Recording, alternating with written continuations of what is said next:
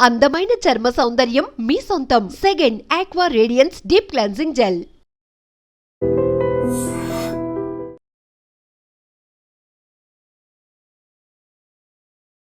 అభం శుభం తెలియని 5 ఏళ్ల బాలిక అర్ధాంతరంగా జీవితాన్ని ముగించింది. 15 రోజుల పాటు మృత్యువుతో పోరాడి ఓడింది. వీధి కుక్క రూపంలో వచ్చిన మృత్యువు చిన్నారి ముక్కును గాయపరిచింది. ఆస్పత్రిలో చికిత్స పొందుతూ అనంత లోకాలకు వెళ్ళింది. తమ గారాల పట్టి ఇక లేదని తెలుసుకున్న ఆ తల్లిదండ్రుల రోదనలు మిన్నంటుతున్నాయి. అప్పటి వరకు తనతో ఆడుకున్న చెల్లి ప్రాణం విడవటంతో నాతో ఎవరు ఆడుకుంటారు చెల్లి అంటూ ఆ అన్నయ్య ఏడుస్తుంటే ఓదార్చటం కష్టతరమవుతోంది. పిచ్చి కుక్క దాడిలో గాయపడిన 5 ఏళ్ల బాలిక చికిత్స పొందుతూ 15 రోజుల తర్వాత ప్రాణాలు విడిచింది. ఈ సంఘటన భద్రాద్రి కొత్తగూడెం జిల్లా సుజాత నగర్లో జరిగింది. మండలంలోని లక్ష్మీదేవిపల్లి గ్రామానికి చెందిన బానోతు రమేష్, స్వప్న దంపతులకు ఒక కొడుకు, ఒక కూతురు, 5 ఏళ్ల బేబీ నిహారిక గాయత్రి ఉన్నారు. చిన్నారి నిహారిక 13వ తేదీన ఆడుకునేందుకు ఇంట్లో నుంచి వీధిలోనికి వచ్చింది.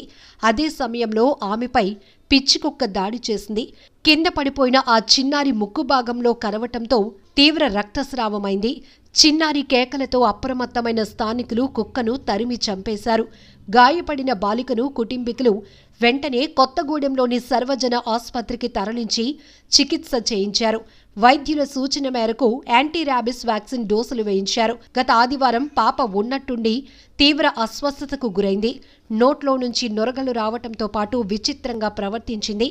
భయాందోళన చెందిన తల్లిదండ్రులు ఆమెను వెంటనే కొత్తగూడెం, ఖమ్మంలోని ఆసుపత్రులకు తీసుకెళ్లారు. వైద్యుల సూచనతో హైదరాబాద్లోని కోరంటి ప్రభుత్వ ఆసుపత్రిలో సోమవారం చేర్పించారు. నిహారిక అక్కడ ట్రీట్మెంట్ తీసుకుంటూ మంగళవారం రాత్రి మృత్యువాత పడింది. చిన్నారి ముక్కు భాగంలో పిచ్చికుక్క కాటు వేయటంతో ర్యాబిస్ వైరస్ మెదడుకు వేగంగా సోకినట్లు వైద్యులు తెలిపారు. అల్లారు ముద్దుగా పెంచుకున్న కూతురు కుక్క కాటుకు బలి కావటంతో తల్లిదండ్రులు తీవ్రంగా రోదించారు. ఏది ఏమైనా కుక్క కాటు మరో చిన్నారిని బలి తీసుకోవటం దారుణమంటున్నారు స్థానికులు. ఈ ఘటనే కాదు, చాలా ప్రాంతాల్లో కుక్కల దాడిలో చిన్నారులు ప్రాణాలు కోల్పోవటం తీవ్ర బాధాకరం. మున్సిపాలిటీ అధికారులు వీధి కుక్కల పట్ల సరైన చర్యలు తీసుకుంటే ఇటువంటి ఘటనలు జరగకుండా ఉంటాయి. నిజంగా ప్రస్తుతం ఉన్నటువంటి సమాజం దేనికి ప్రయారిటీ ఇస్తుంది? ఆర్థిక సంబంధాల చుట్టూ మాత్రమే తిరుగుతుంది. మళ్ళీ ఎన్నికలంగానే చాలా విరక్తి కలుగుతాం.